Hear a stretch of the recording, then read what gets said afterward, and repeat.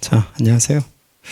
여러분 나눠드린 자료에서 그 OT 자료 첫 번째 한번 볼게요. OT 자료 첫 번째가 아니라 두 번째를 먼저 볼게요.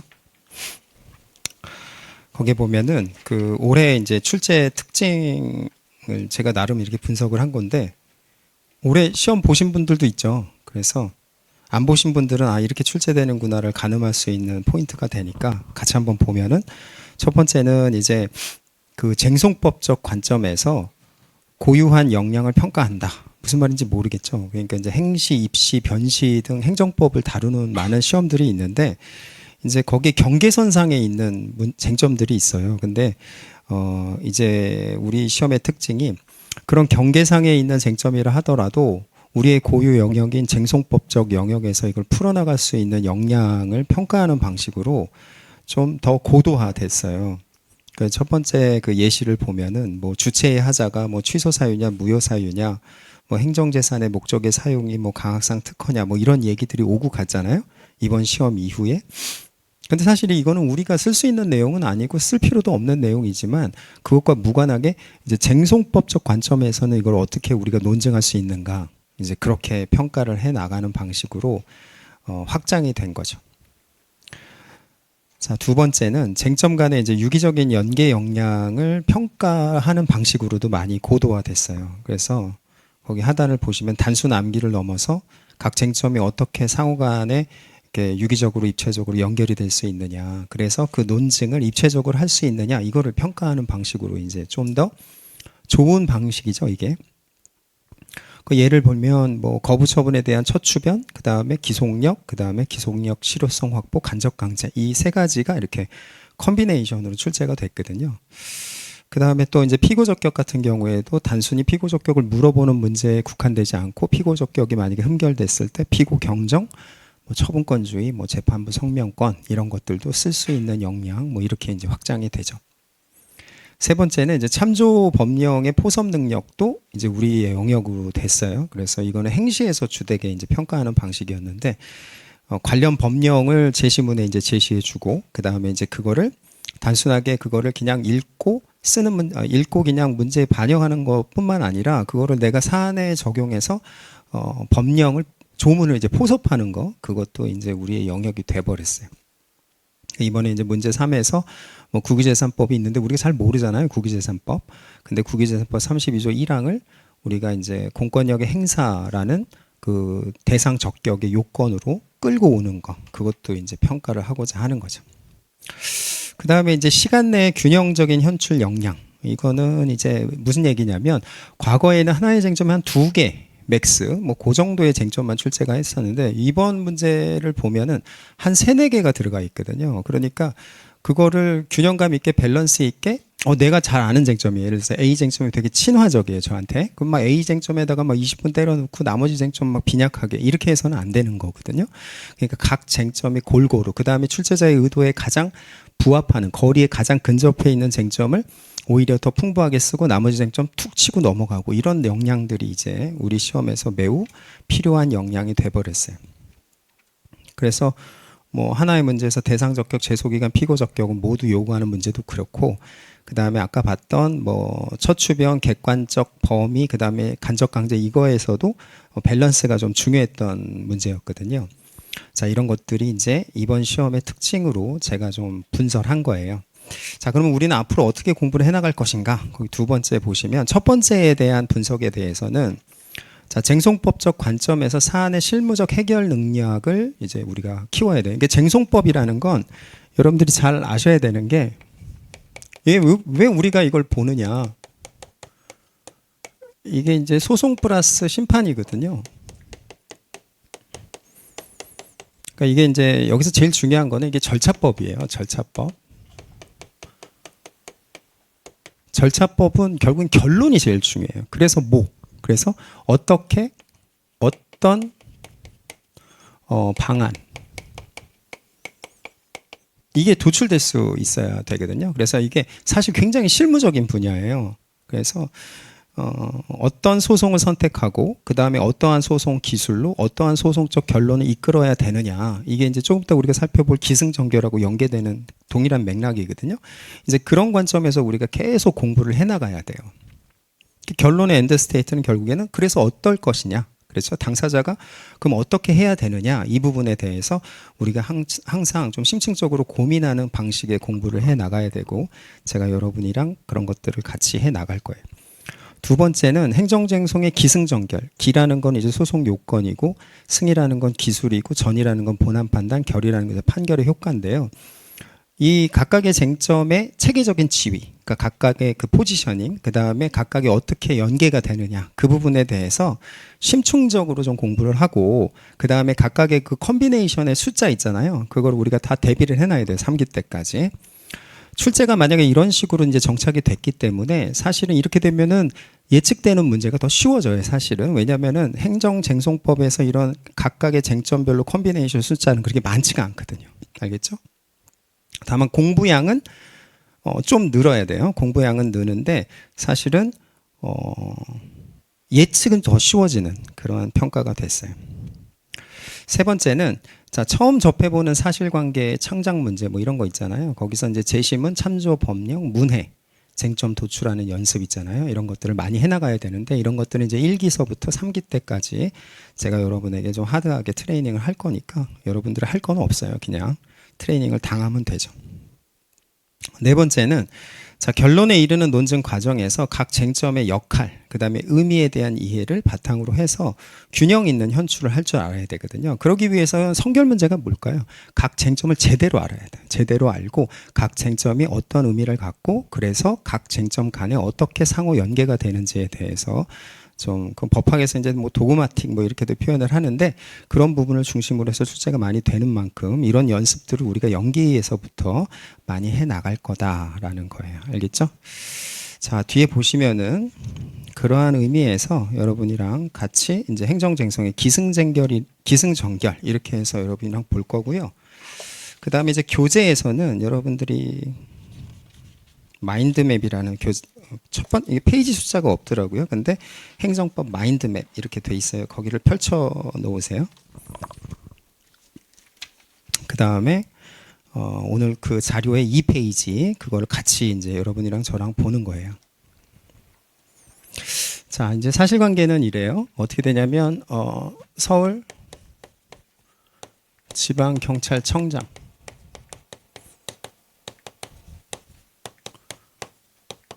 청장이 갑에게 자, 운전면허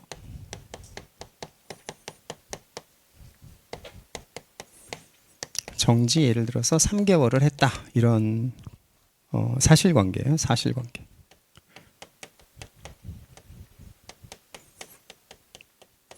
자, 근데 이제 이게 행정법의 영역인데요. 이게 이제 행정법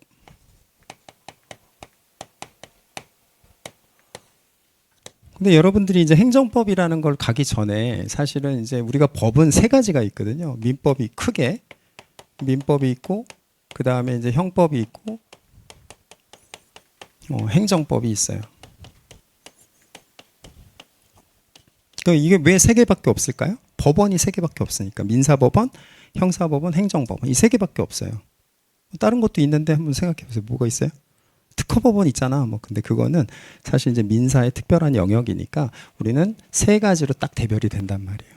근데 보통 우리가 뉴스에서 많이 접하는 건 이제 민법하고 형법을 많이 접하고 행정법은 많이 접하지 않죠. 그래서 우리가 하나의 사실관계에서 각각의 이 법률 관계가 어떻게 파생되는지 한번 볼 필요가 있는데 예를 들어서 갑이라는 애가 운전을 하는데 얘가 이제 음주운전을 한 거예요. 그래서 이제 을이라는 애한테 피해를 입혔죠. 그래서 얘가 이제 상해를 당한 거예요. 자, 이런 사실관계에서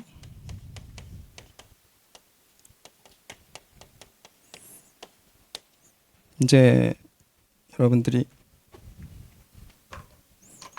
첫 번째 이제 민사상의 법률 관계가 발생할 수 있어요. 민사상의 법률 관계.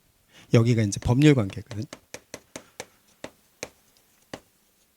야, 그럼 법률 관계가 뭔데? 뭐 그거는 우선 이걸 보고 한번 보죠. 자, 음주운전으로 을에게 상해를 입혔다. 그렇죠? 그렇게 되면은 여러분들 민사장이나 민법을 좀 하시죠. 그럼 이때는 뭐가 돼요? 민법 뭐 750조에 불법행위가 되잖아요. 그래갖고 의리갑에 대해서 손해배상 청구 소송을 제기하겠죠. 의리갑에 대해서. 그래서 손해배상 청구를 하는 거예요. 근데 여기서는 판사가 이제 어디에 있느냐? 여러분들이 이제 그 서초동에 보면은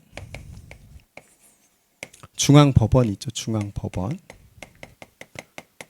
중앙법원에 이렇게 보면은 이렇게 돼갖고 뭐 여기 법원 마크가 이렇게 있고 이렇게 돼 있어요. 그 다음에 여기 이렇게 연결돼 있고. 그러면 여러분들이 이렇게 여기 정문에서 봤을 때 여기를 정문이라고 했을 때 여기가 이제 민사법원이에요. 그 다음에 여기가 형사법원. 우리 법원의 조직 문화는 우측을 더 우선시해요. 우측. 그래서 부장판사 오른쪽 있죠. 그 우배석이라고 해서 걔가 더 선배예요. 그래서 우리 법원의 왕은 민사예요. 민사. 그래서 민사의 대가가 대법관도 많이 되는 거예요. 그래서 민사, 형사 이렇게 돼 있어요. 알겠죠? 이게 중앙법원 이런 말. 그럼 여기서 그럼 뭘 하느냐? 여기 있는 판사에서 당해사실관계에서 제일 고민하는 부분은 뭘까요? 예를 들어서 을은 야 내가 피해를 내가 원래는 노무사인데 있잖아. 너한테 상해를 당했고 6개월 동안 못하니까 나한테 6억을 줘. 노무사는 한 달에 1억을 번다는 거죠. 그렇죠? 그래서 별로 감흥이 없네요. 그러면 을이 갑에 대해서 만약에 6억을 청구한다. 그러면 판사 입장에서 제일 고민해야 될 부분은 뭘까요? 갑하고 을 사이에서 상호 합의가 돼서 잘 원만하게 되면 되는 거예요. 알겠죠? 그래서 여기서의 최고의 가치는 조정이에요. 조정. 여기에 내재되어 있는 가치는 뭘까요? 그건 합의예요. 양 당사자 간의 합의 이렇게 표현을 하는 거죠. 우리는 민법에서 이 원칙을 뭐라 그래요? 이거 사적 자치의 원칙이다 이렇게 얘기하는 거예요. 사적 자치라는 건 뭐예요? 스스로 해결할 수 있으면 된다라는 거예요. 그래서 갑과 을 사이에서 더 이상 이론의 여지 없이 그냥 딱 만족만 하면은 최고예요. 그래서 민사법원 판사 중에 제일 잘하는 사람은 조정 회부율이 높고 조정 성공률이 높은 판사가 짱이에요. 알겠죠? 그게 민사예요. 여러분 민법을 하니까. 그 다음에 이제 형법도 있을 수가 있어요. 형사적인 법률 관계. 왜냐하면 음주운전을 하면 어떻게 돼요? 도로교통법에 따라서 징역을 갈 수도 있고, 그 다음에 벌금을 받을 수도 있죠. 그럼 여기에 있는 이제 형사법원에서, 그렇죠? 얘한테 대해서 검사가 공소를 제기하고, 그러면 얘가 피고인의 신분이 되거든요. 그 다음에 얘한테 유죄를 때리겠죠. 거기에 재판 절차에서 제일 중요한 건 뭐냐면 절차예요, 절차. 그래서 뭐 피고인의 이익으로 뭐 이렇게 하면서 아무튼 절차적인 적법성을 굉장히 강조하는 재판이 되는 거죠. 자, 그럼 이제 행정법이라는 건 뭐냐? 이제 우리가 알아가야 되는 게 이제 행정법인데 당해사실관계가 발생하면은 이렇게 되는 거예요. 서울지방경찰청장이 갑한테 운전면허 정지 3개월을 때리게 되는 거죠. 알겠죠? 자, 그렇게 됐을 때 이제 행정법원은 그러면 어디냐? 이런 거예요. 이거는 서울에서는 양재동에 있어요. 법원이 다른 곳에 있는 서울만 그래요.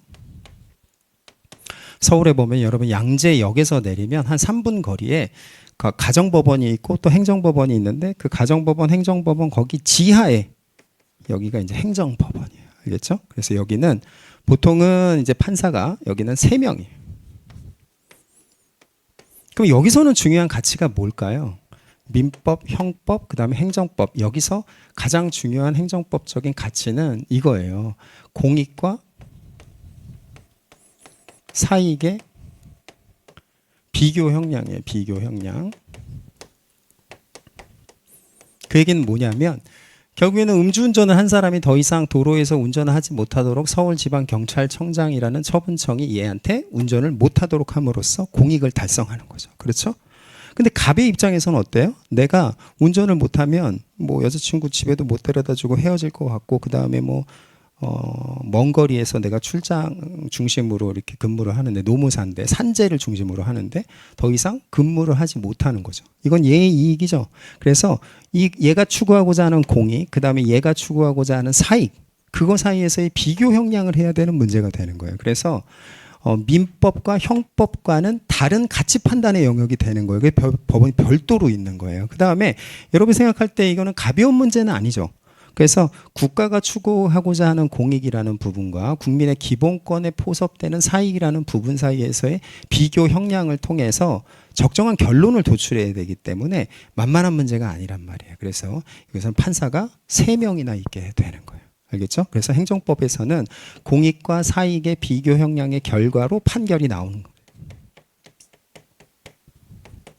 그래서 여러분들 민법과 형법과 행정법의 차이라는 거는 이 정도만 알면 되고, 그 다음에 당해 사실관계에서 파생될 수 있는 행정법적 법률관계라는 건 이렇게 파생될 수 있다라는 건데요. 그러면 사실관계라는 건 뭐예요? 사실관계라는 건 있는 그대로의 팩트를 사실관계라고 하는 거예요. 얘가 음주운전해서 얘가 상해가 발생했다는 이 사실. 그래서 우리 문제에서 제시문이 되겠죠. 근데 이제 법률 관계라는 건 뭐냐면 여기서는 좀 어때요? 마음이 무겁죠. 그래서 권리 의무가 창설되는 관계, 소송법적 권리 의무가 형성되는 관계를 우리는 법률 관계 이렇게 표현을 하는 거예요. 그래서 권리 의무 관계 이렇게도 표현을 하는 거죠. 그래서 행정법적인 법률 관계가 이렇게 창설될 수가 있는데 여기서 그럼 어떤 문제가 발생하느냐 이런 거예요. 자, 이렇게 되면은 갑의 입장에서는 아까 제가 얘기했듯이 산지를 중심으로 하는 노무사기 때문에 내가 운전면허가 없으면 업무를 할 수가 없다. 그렇기 때문에 나는 이 운전면허 정지를 반드시 취소해야만 한다. 이런 문제가 발생하겠죠. 그렇기 때문에 얘가 이제 권익구제를 위해서 소송상 방법을 강구해야 되는데 그렇게 해서 첫 번째 할 수 있는 애가 뭐냐면 중앙행정심판위원회라는 게 있어요. 중앙행정심판위원회에다가 얘가 때린 운전면허 정지를 취소해달라 이렇게 얘기를 하는 거예요. 이걸 취소 심판 청구 이렇게 얘기를 하는 거예요. 그래서 취소해달라. 제가 때린 운전면허 정지 3개월을 취소해야지만 내가 먹고 살 수 있기 때문에 이걸 취소해달라라고 청구를 하는 거죠. 그럼 얘는 어디 있느냐 이런 거예요. 얘는 여러분들 이제 세종시에 가면은 정부종합청사가 있죠. 거기에 이제 고용노동부가 11동인가 그래요. 거기 가면은 2층인가 거기에 뭐 심판정이 2개가 있는데 거기에 이제 중앙행정심판위원회가 있단 말이에요. 여러분 여기 힌트가 뭘까요? 세종시예요. 그렇죠? 세종시에 있는 고용노동부 산하의 중앙행정심판위원회. 그다음에 서울지방경찰청장도 얘의 보스는 누구예요? 얘도 마찬가지로 대통령이죠. 그래서 행정부 수반 산하에 있는 이 기관 사이에서 얘가 때린 처분에 대해서 다시 한번 살펴보는 기능을 수행해요. 알겠죠? 요걸 우린 뭐라 그러냐고 심판 이렇게 표현해요. 그래서 요걸 규율하는 법이 행정심판법이에요.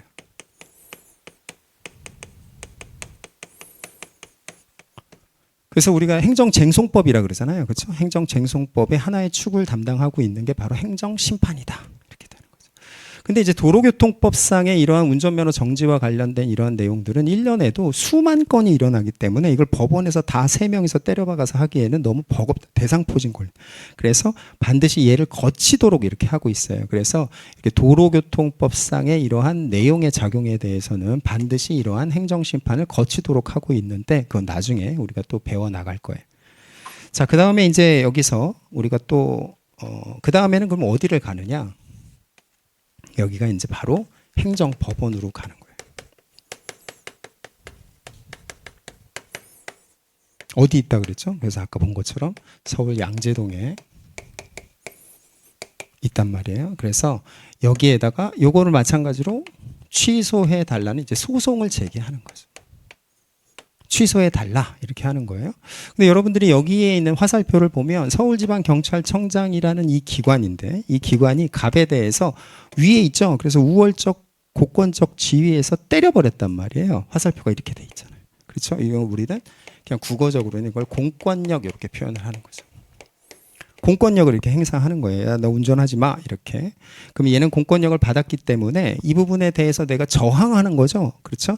그래서 저항하고 그 다음에 고소한다 그래서 항고소송 이렇게 표현을 하는 거고 이 항고소송 중에 취소소송이 주인공이에요. 그래서 항고소송의 하나인 취소소송을 서울행정법원에다가 이렇게 제기하게 된다라는 거예요.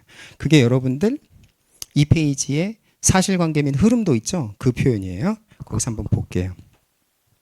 자, 서울지방경찰청장이 갑에 대해서 운전면허 여기서는 이제 취소 처분인데 정지도 똑같고요. 자, 이렇게 돼 있다. 근데 이제 여기서 우리가 하나 더 배워나갈 개념이 있는데요. 그게 뭐냐? 그럼 이제 서울지방경찰청장이 여기까지 뭐 따라오는데 어려움은 없죠. 그래서 운전면허 정지 3개월을 했단 말이에요.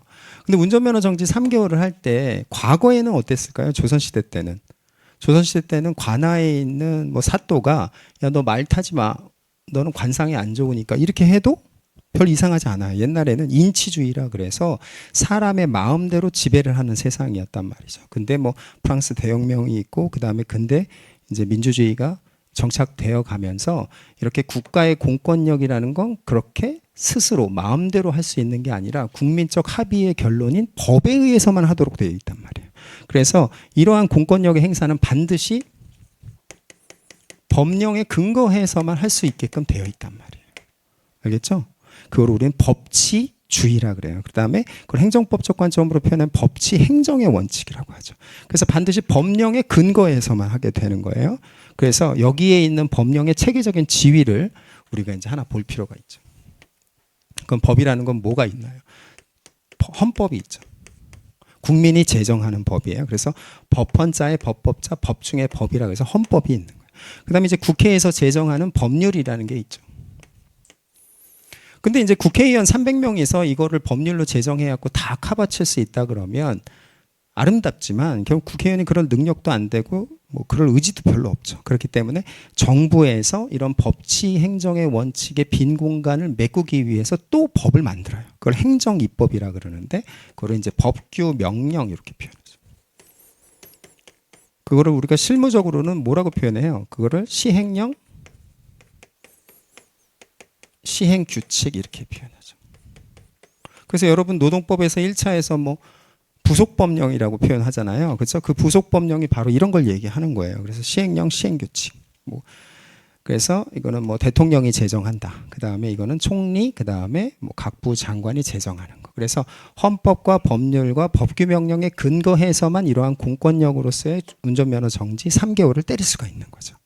그럼 뭐가 될까요? 여기서는 헌법을 지켜야 되고요. 그렇죠? 그 다음에 도로교통법을 지켜야 돼요. 그 다음에 도로교통법 시행령, 그 다음에 도로교통법 시행규칙을 지켜야 된다라는 거예요. 그래서 거기서 규정된 범위 내에서만 운전면허 정지 3개월을 할 수 있다. 이거를 법치 행정의 원칙.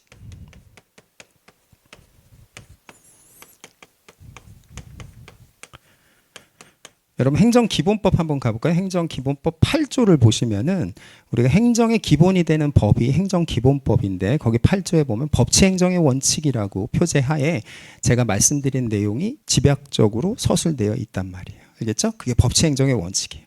아 그러면 행정청이라는 애는 지 맘대로 하는 게 아니라 반드시 법령에 근거해서 하는구나. 그럼 여러분 시험 문제에서 그 참조 법령이라고 나오잖아요. 그렇죠? 그 참조 법령이 뭐가 되는 거예요? 이거랑 똑같은 거예요. 그렇죠? 법령이니까. 그래서 여러분들이 논증을 할 때 참조해야 되는 법령이 되는 거죠. 그렇죠? 그러니까 그게 여기에 해당되는 얘도 마찬가지. 얘도 얘한테 이걸 할 때에는 반드시 법령에 근거해서 찾아보고 있어야지만 할 수가 있다더라라는 거예요. 그러면은 여기에 있는 헌법부터 그다음에 법규 명령까지에 있어서 이 서울지방경찰청장의 근거를 갖고 때려야 되잖아요. 그렇죠? 그러니까 여기에 있는 이 법령 있죠. 이 법령에 대해서 판단을 하고 때리는 거죠. 그 판단의 결론이 운전면허 정지 3개월이란 말이에요. 그렇죠? 그래서 그 판단을 지금 누가 먼저 때린 거예요? 어려워요? 첫 번째로 때렸지. 아무도 없으니까 지금. 그래서 얘가 행정법의 1차 판단권. 얘가 1차 판단을 때린 거예요.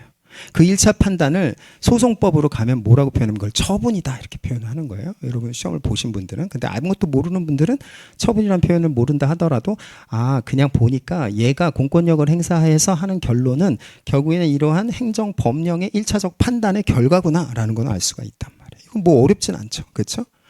그러면은 이제 법원에 왔잖아요. 그러면 저기에 양재동에 있는 3명에 있는 판사가 그러면 네가 법대로 했는지 내가 한번 다시 한번 볼까? 이렇게 되는 거죠. 그럼 얘는 몇 차 판단? 1 다음에는 이건 대답을 잘하네요. 이거는 2차 판단. 그래서 얘는 나중에 살펴보는 거예요. 그래서 행정소송은 항고소송이라고도 표현하지만 복심 이렇게 복심이라는 건 뭐예요? 2번째 판단하는 거예요. 그럼 여러분들이 이제 판사가 예를 들어서 아까 3명이라고 그랬잖아요. 여기 부장판사가 있고 그 다음에 여기 우배석 판사가 있고 여기 이제 좌배석 판사가 있는데 그럼 여기에 있는 부장판사 그다음 얘가 주심이에요. 그래서 우배석 좌배석 이렇게 하는데 여기에 있는 판사가요. 그 다음에 이제 여기는 이제 원고가 여기에 앉아요.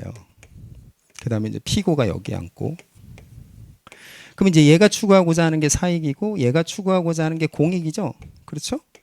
이렇게 된단 말이에요. 소송을 원하는 애가 원고고 당하는 애가 피고니까 그렇게 되면은 여기에 있는 그 판사가 제일 신경 쓰는 부분은 물론 국민의 기본권이 침해됐는지 그래서 국민의 사익이 침해됐는지 이 부분에 대해서 검토를 많이 해야 되겠지만 여기를 구성하는 이 서울지방경찰청장이라는 기관을 구성하는 인적 구성원들 있죠. 걔네들은 어떤 애들이에요? 여러분이 볼 때? 주변에서 어디에서 공부하다 간 애들이에요? 여기 신림동에서 뭐 한림법학원에서 공부했을 수도 있고 노량진에서 경찰학원을 다녔을 수도 있겠죠. 그래서 여기 있는 애들은 다 뭘 공부하고 간 거예요? 행정법을 공부하고 간 거예요. 그럼 왜 행정법을 왜 공부할까요? 헌법이랑? 그걸 알아야 1차 판단을 제대로 하니까. 그래서 여러분 실무적으로 보면은요. 여기에 있는 부장판사가 얘가 1차 판단을 제대로 했겠지 라고 시작해요. 뭐 국민 뭐 이렇게 여러분 그거는 이거를 또 뭐 판사가 들으면 그러겠지만 실질이 그렇단 말이에요. 즉 왜냐하면 얘는 2차 판단이고 얘는 1차 판단이기 때문에. 그 다음에 1차 판단이라는 이 1차 판단의 기관을 구성하는 인적 구성원들도 얘만큼 행정법을 공부한 애들이에요. 얘는 뭐예요? 사실 얘는 행시에서 행정법을 공부했단 말이에요. 얘는 아직 변시 부장이 없으니까 얘는 이제 사시에서 행정법을 공부했고 얘는 뭐 변시에서 행정법을 공부했겠지. 그렇죠. 근데 얘는 행정법 지금 뭐 기억도 잘 안 나. 옛날에 공부했는데. 그렇죠. 잘 몰라요. 얘는 실무에서 계속 이것만 하기 때문에 얘가 훨씬 잘한단 말이에요, 사실은. 그래서 1차 판단권에 대한 존중 이게 베이스에 굉장히 깔려 있다라는 거예요. 그게 항고소송의 본질이에요. 이 1차 판단권에 대한 존중의 차원에서 들여다봤을 때 사익이 침해가 있을 때 인용이 나는 거예요.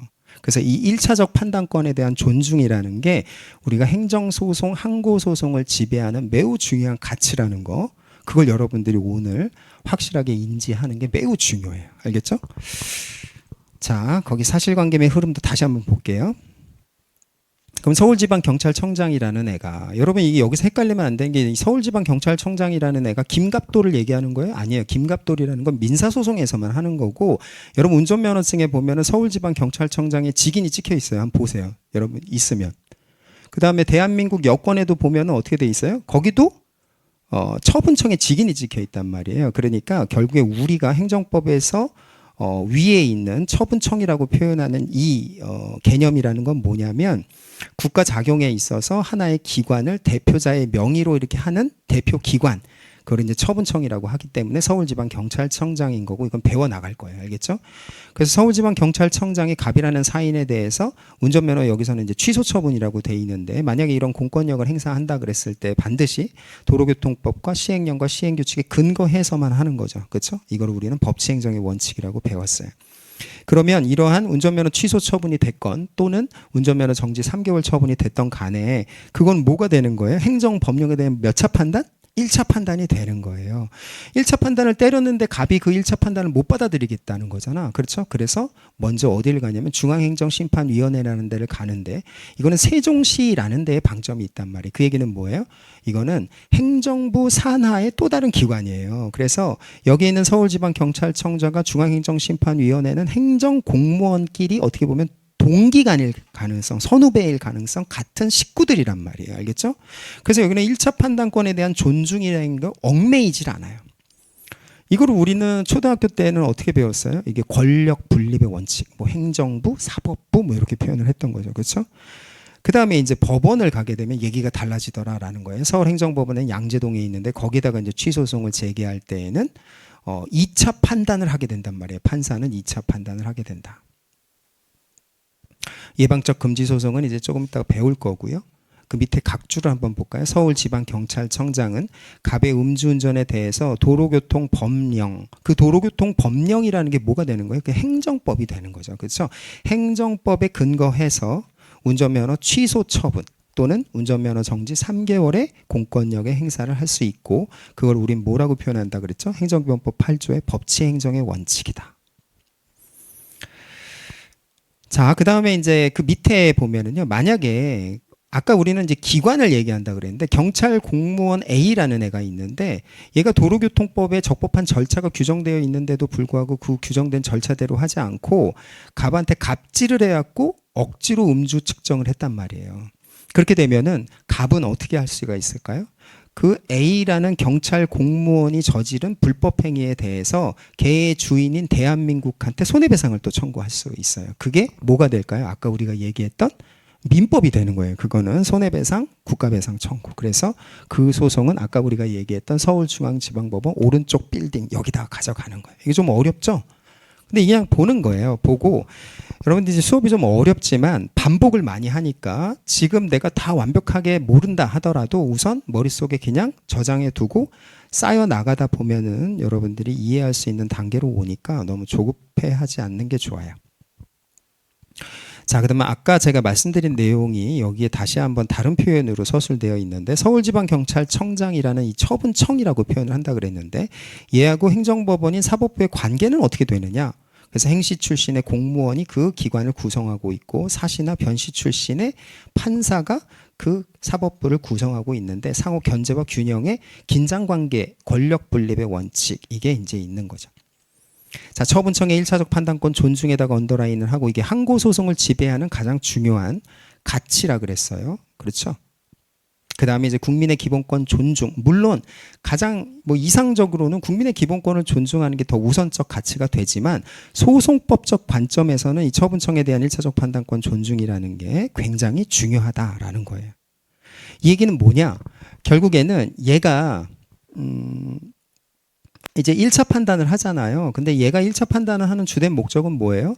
음주운전을 한 사람이 도로에 활보하고 다니는, 운전하고 다니는 그러한 공익이 굉장히 위협받는 상태에 대해서 행정법령의 근거에서 내가 무슨 공권력의 행사를 했다는 거예요. 그 공익적인 그 결론, 그 다음에 얘의 1차적 판단, 그 다음에 그걸 구성하는 기관에 있는 사람들도 어느 정도 행정법의 전문가인 애들이 한 판단에 대해서 기본적인 베이스는 존중, 리스펙트가 깔고 들어간다라는 거예요. 알겠죠? 그렇기 때문에 거기 내용 오른쪽을 보면은 소송 형태라는 거 있죠? 소송 형태도 정해진 것만 반드시 하도록 되어 있어요. 그 다음에 행정소송을 제기할 수 있는 어떠한 요건에 대해서도 매우 엄격하게 하고 있어요. 왜 그럴까요? 얘가 행정법령의 근거에서 공익을 실현하고자 하는데 그 실현되는 공익에 대해서 시비를 걸 수 있는 경우의 수를 많이 만들면 어떻게 돼요? 우리가 더불어 사는 세상에 공익이 저하되는 거예요. 그럼 따로 살면 되는 거예요. 그렇기 때문에 그 행정소송 요건을 매우 엄격하게 세팅하고 그 다음에 유지할 필요성이 있는 거예요. 그게 1차적 판단권 존중의 개념이 되겠죠. 이걸 약간 다른 시각에서 보면 처분청에 대한 눈치라고도 표현할 수가 있는데 기본적으로는 얘의 보스는 누구예요? 서울지방경찰청장의 보스는 대통령이죠. 행정부의 수반이니까. 그 다음에 여기에 보스는 대법원장이 되겠죠. 근데 대법원장은 누가 임명해요? 민주적 정당성을 부여받은 대통령이 임명한단 말이에요. 그렇기 때문에 여기의 수장이 죄를 함부로 할 수가 없단 말이에요. 알겠죠? 그렇기 때문에 얘도 죄를 함부로 할 수가 없는 거예요. 그런 관계가 처분청에 대한 1차적 판단권 존중, 처분청에 대한 눈치 이렇게도 표현할 수가 있다.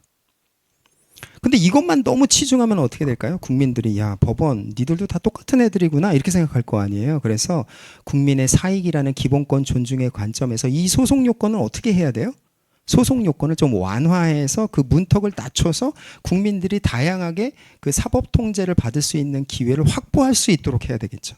그래서 흐름은 어떻게 되냐면 이걸 엄격하게 가져가서 공익을 실현하고 그 다음에 이걸 좀 완화하고 국민이 좋고 이런 흐름으로 가는 거예요. 근데 여기 있는 국민의 권익 존중이라는 기본권 존중이라는 것을 견인하는 역할을 하는 사람들이 누구예요? 그게 바로 법학 교수가 되는 거예요. 그래서 법학 교수들은 니네가 때린 판결은 국민을 너무 하대하는 거야. 무시하는 거야. 국민들의 소송 요건이 너무 엄격해갖고 국민들이 법에 어떤 문턱을 닫기가 어렵잖아. 이렇게 해서 소송 요건을 완화하고 소송 요건을 확대하고자 하는 거. 그게 교수들의 역할이고 그 교수들의 역할에 의한 어떠한 뭐 논문이라든가 아니면 판례 평석이라든가 그런 것에 부합하는 또 판례들이 나오겠죠. 그게 이제 소송 요건 완화와 관련된 판례인데 그런 것들이 우리 시험에 많이 출제가 되는 거죠. 왜냐하면 교수님들의 어떠한 그러한 성취가 반영이 된 결론이기 때문에 그런 것들을 출제하고자 하는 교수님들도 많다라는 거예요. 그걸 어떻게 표현할 수 있을까요? 그걸 국민의 권익보호, 그 다음에 국민의 재판 청구권 이런 것들이 실효적으로 보장될 수가 있다. 이렇게 표현을 하는 거예요. 알겠죠?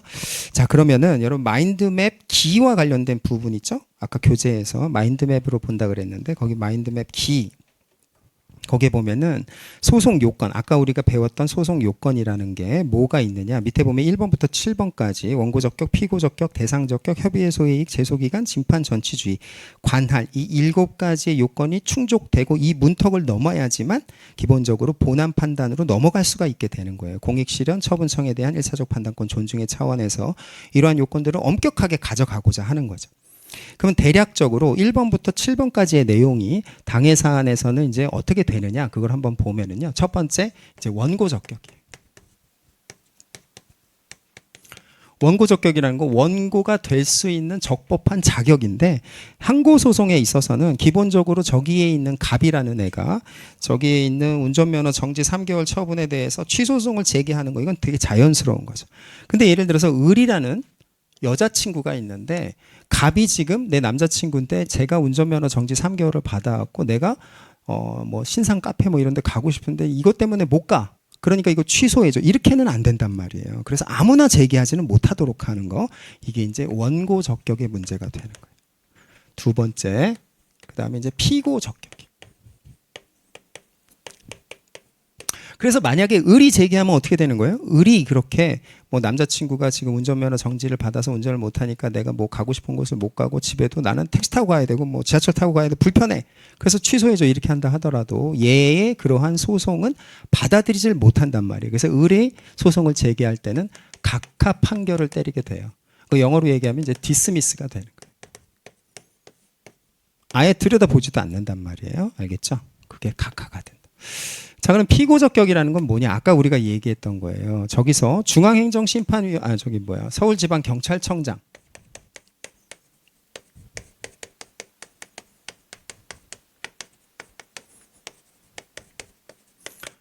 이라는 애가 저기서 보면은 운전면허 정지 3개월 처분서를 이제 보내거든요. 이렇게 처분서를 보내요. 그러면 여기에다가 서울지방경찰청장이라는 관인이 찍혀서 이렇게 딱 온단 말이에요. 그래서 이게 편지죠, 일종의. 야, 너 이제 운전면허 정지되는 거야. 이렇게 편지를 보냈단 말이에요. 근데 여기 서울지방경찰청장이라고 돼 있단 말이에요. 그래서 국민들이 얘가 편지를 썼다라고 생각하는 게 직관적이고 편하죠. 그래서 얘를 피고로 하도록 그렇게 돼 있는 거예요. 근데 예를 들어서 항고 소송을 제기하면서 얘 이름이 이제 김갑돌이라는 애가 여기서 실무를 수행하고 있거든요. 서울지방경찰청장이라는 애. 근데 김갑돌로 만약에 피고를 소장에다가 썼다. 그러면 어떻게 되는 거예요? 그것도 각하가 되는 거예요. 원칙은. 그래서 피고도 제대로 지정을 해야 돼요. 세 번째, 그 다음에 협의의 이익이라는 것도 있어요. 이건 뭐냐면은 소를 제기할 현실적인 이유도 있어야 돼요. 예를 들어서 운전면허 정지 3개월을 받았는데 지금 예를 들어서 2025년 새해 첫날부터 3개월 운전면허 정지를 때려 맞은 거예요. 근데 지금 시점이 언제냐면 2025년 이제 5월 1일이다. 이때 만약에 소송을 제기하고자 한다. 그럼 이제 제소 기간도 사실은 도과가 됐지만 사실은 운전면허 정지 3개월 이미 끝났죠. 그러니까 내가 이 소송을 통해서 얻을 현실적인 이익이 없는 거예요. 그런 경우는 또 각하를 때리게 된다. 그걸 협의의 소의 이익 이렇게 표현을 하는 거예요. 배워 나가는 거예요. 지금 알 필요는 없어요. 자, 이게 협의의 소의 이익이 되고요. 그 다음에 이제 네 번째는 대상 적격이라는 것도 필요해요. 그러니까 서울지방경찰청장이라는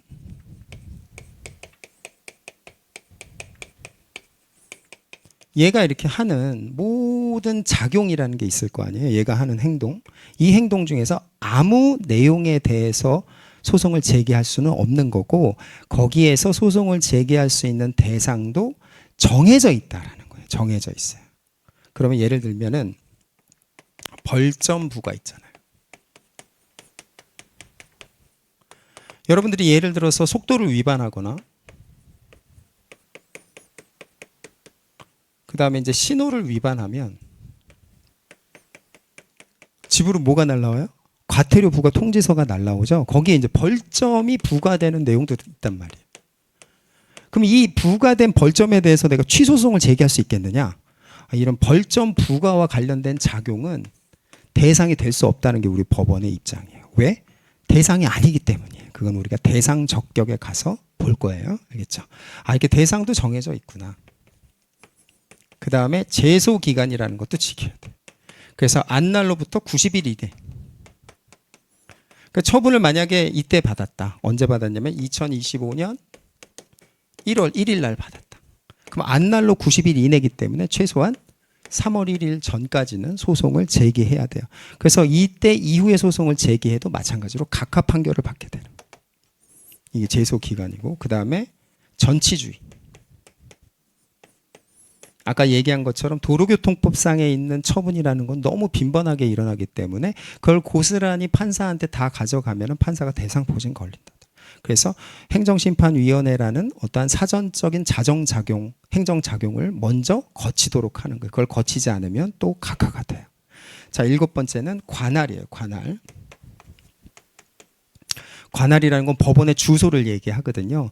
여러분이 아까 본 것처럼 저기 서초동에 뭐 왼쪽, 오른쪽 형사법원, 민사법원, 그 다음에 양재동에 있는 행정법원 이렇게 있죠. 번지수를 잘 찾아야 돼요. 만약에 여기다가 이걸 접수하면 어떻게 돼요? 취소소송을? 번지수가 잘못된 거기 때문에 그것도 각하가 되는 거예요. 아니 왜 이렇게 소송을 제기할 수 있는 어떠한 문턱이라는 게 엄격하냐. 그리고 이걸 다 지켜야지만 법원의 판단을 진짜 받을 수 있도록 하는 문턱이라는 건 왜 존재한다고요? 처분청에 대한 1차적 판단권 존중, 그 다음에 공익실현이라는 가치 때문에 이러한 요건이 충족돼야지만 이제 본안에 가서 판단을 받을 수 있도록 하더라라는 거예요. 알겠죠? 그게 기와 관련된 소송 요건이고, 여러분 우리 시험에서는 이 기와 관련된 소송 요건이 우리 시험에 차지하는 비중이 한 60% 정도가 돼요. 그래서 이 60%와 관련된 기를 여러분들이 여러분의 내용으로 완벽하게 만드는 거, 그게 이제 우리 시험에서의 하나의 필수적인 선결 문제가 되는 거예요. 소송 요건이고, 그러한 소송 요건이 흠결되면 각하 판결을 받게 되더라라는 거죠. 자, 그러면 이제 승 볼까요? 승은 소외 변경, 가구제, 이송 병합, 심리, 처추변, 소송 참가 뭐 이런 게 있는데, 지금은 여러분들이 이 내용을 알 수는 없고요. 거기에 보면은 집행 정지라는 게 있죠. 예를 들어서 내가 운전면허 정지 3개월을 받았는데 지금 당장 운전을 해야지만 내가 산재와 관련된 노무사 실무를 수행하는데, 지금 처분을 받고 나서 내가 나중에 이긴다 하더라도 그 이기고 나서 그게 회복되면 이미 내가 침해받은 법익이라는 건 회복되기가 어렵단 말이죠. 그래서 그 운전면허 정지라는 것 자체를 홀드시키는 거, 그게 이제 집행 정지가 되는데, 이거는 소송 요건이 다 충족되고 난 다음에 내가 펼칠 수 있는 소송상의 기술이 되는 거예요. 알겠죠? 그래서 원피고가 동원할 수 있는 소송 기술이 1번부터 6번까지 이렇게 우리 행정소송법에 규정이 되어 있다 라는 거예요. 지금은 몰라도 돼요. 이렇게 되어 있다라는 것만 알면 되죠. 자, 그 다음에 이제 전이라는 건 뭐냐? 전이라는 건 이러한 소송 요건이 다 충족이 됐어요. 소송 요건이 다 충족이 되면은 그 다음에 이제 어떻게 되냐면은 아까 얘기한 것처럼 이제 링 위로 올라오는 거예요. 그래서 이제 법정으로 출석을 해서 진짜 공판이 이제 진행이 되는 거예요. 그래서 여기에 있는 부장판사, 그 다음에 우배석, 그 다음에 좌배석 이렇게 있고, 그 다음에 이제 원고, 갑. 행정법은 그냥 이렇게 돼 있거든요. 그 다음에 이제 피고. 피고는 누가 나오냐면 서울지방경찰청 소속 공무원이 나오겠죠. 그래서 거기에 피고가 이렇게 출석을 한단 말이에요. 만약에 을이라고 하면. 그렇게 되면 이제 여기에서 이게 이렇게 잘못됐기 때문에 행정법령상의 뭐 행정절차법에 보면 사전에 통지하라고 돼 있는데 얘가 통지를 안 했으니까 이건 위법해요 이렇게 주장을 하고, 우리는 통지했는데 이렇게 주장을 막 서로 하고 이렇게 되는 거예요. 그러면은 부장판사가 어떻게 판단하냐면 행정법을 제대로 네가 지켰는지 여부를 여기서 이제 진짜 들여다보는 거예요. 이걸 본안이라 그래요. 이 본안 판단이 들어가기 위해서는 어떻게 해야 돼요? 아까 우리가 봤던 1번부터 7번까지의 모든 소송 요건이 다 패스가 돼야지만 여기서 진짜 링에서 싸움을 전개할 수가 있는 거죠. 공격과 방어를 전개할 수가 있는 거예요. 그럼 여기에 있는 이 재판부 있잖아요. 재판부는 이제 몇 차 판단을 하는 거예요? 2차 판단을 하는 거죠. 그렇죠? 2차 판단을 할 때 판단을 하는 근거의 레퍼런스는 뭐냐? 행정법을 지켰느냐 이걸 보는 거죠. 그렇죠? 근데 행정법이라는 거를 우리가 수험적 관점에서는 4가지의 카테고리로 나눌 수가 있어요. 그래서 주체, 절차, 형식, 그 다음에 내용. 이거를 지켰느냐 이렇게 보는 거예요. 그래서 주체, 네가 이 행정 작용을 할 수 있는 주체의 요건이 되느냐, 이걸 행정조직법이라 그래요. 그래서 행정조직법상의 주체가 될 수 있느냐. 그 다음에 절차. 행정절차법을 지켰느냐. 그 다음에 이제 형식도 절차에 있는 내용인데 문서로 제대로 했느냐. 그 다음에 이제 도로교통법. 이게 이제 개별법이 되는 거죠. 그래서 도로교통법에 있는 개별적인 내용을 다 지켰느냐. 이거를 2차로 이제 다시 들여다보게 되는 거예요. 그래서 주체, 절차, 형식, 내용의 관점에서 이러한 행정법을 지켰는지 여부에 대한 위법 여부를 판단하는 거예요. 이게 본안 판단이 되는 거예요. 이게 행정법인데 주체, 절차, 형식, 내용의 관점에서의 위법성 이렇게 판단하는 거예요. 이게 행정법이 되는 거고. 그럼 여러분이 배우는 노동법은 어디에 포진되어 있는? 여기에 있는 거죠. 그렇죠? 그래서 내용과 관련된 그게 이제 여러분 전에 있는 내용이에요. 그래서 거기에 있는 주체, 절차, 형식, 내용 거기서 법대로 했느냐 이걸 보는 거죠. 그래서 이 법대로 했느냐가 아까 또 뭐가 되는 거예요? 여기서 있는 헌법과 법률과 법규명령, 시행령, 시행규칙을 준수했느냐 이거를 다시 한번 두 번째로 살펴보는 게 판사의 본안심리 단계가 되는 거예요. 그 다음에 이제 무효와 취소는 어떻게 되느냐? 이거는 이제 조금 있다가 우리가 배워 나갈 거고요. 그 다음에 이제 결론은 뭐가 될까요? 이렇게 해서 다 본안 판단을 했어. 본안 판단을 했는데 2차 판단을 해보니까 이건 처분청이 잘못한 거야. 행정절차법에 있는 사전통지라는 절차를 지키지 않았어. 그렇게 판단이 되면 어떻게 할까요? 원고의 손을 들어주는 거죠. 그게 인용 판결이 되는 거예요. 그 다음에 딱 살펴보니까 역시나 처분청 1차 판단 제대로 했네 이렇게 생각이 들면 원고의 청구를 어떻게 하는 거예요? 리젝트 하는 거죠. 그래서 기각 판결이 되는 거예요. 사정 판결은 우리가 배워 나갈 거고, 그 다음에 이제 인용 판결이 확정이 되면 어떻게 될까요? 그래서 원고가 원하는 대로 들어줘야 되겠죠. 그래서 원고가 원하는 대로 어떻게 해야 될까요? 원고가 원하는 대로 이 운전면허 정지 3개월 처분을 취소시키는 거예요. 그럼 취소시키면 어떻게 될까요? 인용 판결이 확정되면 이게 없어지는 거예요. 그러면 없어지고 나서 얘가 똑같은 사유를 이걸 또 하면은 판사를 개무시하는 거죠. 그래서 그때 기속력이라는 거를 부여해가지고 서울지방경찰청장이 판사가 취소한 이 사유, 그렇죠? 이 사유와 이 법리를 기반으로 동일한 처분을 하지 못하도록 원고의 그러한 소송법상의 어떠한 결론을 만들어주는 거죠. 그게 인용 판결의 효과로서의 기속력 이렇게 연계가 되는 거예요.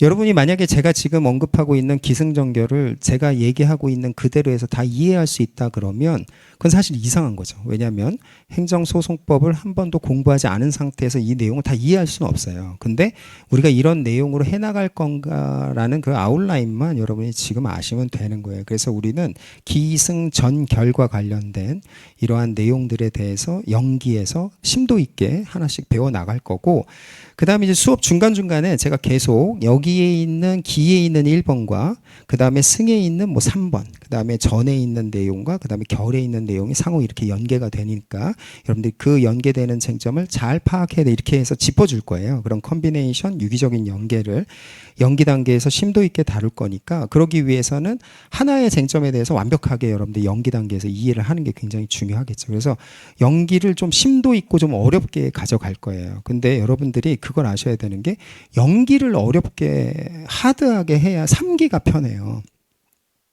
그리고 시험이 편해요. 알겠죠? 연기를 내가 편하게 대략적으로 뭐 아주 집약적으로 심플하게만 가져가겠다. 그거는 시험에 대한 예의가 아니에요. 왜 그러냐면 여러분들 이렇게 내가 행정법에 대해서 어떤 가치적인 판단이라든가 어떠한 심도 있는 고민을 할 수 있는 시기는 요 시기밖에 없단 말이에요. 근데 이 시기에 내가 심플하게 가져가겠다? 그건 사실은 너무 우습게 아는 거예요. 법이라는 걸. 그래서 이 시기에 여러분들이 고민하는 그 깊이와 고뇌만큼 결국에는 3기에 가서 여러분들의 어떠한 그 고생을 좀 경감시켜준다. 그거에 대한 확신을 갖고 연기 때 좀 힘들더라도 고민을 많이 하고 그 다음에 제가 얘기하고 하자 하는 내용에 대해서 리마인드도 많이 하고 그 다음에 하나의 쟁점에 대해서 단편적으로만 여러분들이 그냥 이해하고 암기하는 데 만족하지 말고 그 쟁점이 어디에 포진되어 있고 그 포진된 쟁점이 다른 쟁점과 어떻게 연계가 돼서 아까 제가 얘기했던 어떠한 결론에 이르게 되느냐 그 부분에 대해서 유기적인 고민을 연기 때 여러분들이 많이 하면 할수록 결국엔 3기 때 성장하고 진짜 시험에 합격할 수 있는 단계에 이를 수가 있다라는 거예요. 그래서 연기를 여러분들이 뭐 부담을 느낄 필요는 없지만 내가 편하게 하겠다라고 생각하면 안 되고요. 굉장히 하드하고 어렵게 가져가겠다라는 생각으로 잘 따라오시면 돼요. 자, 좀 쉬었다가 나머지 내용 볼게요.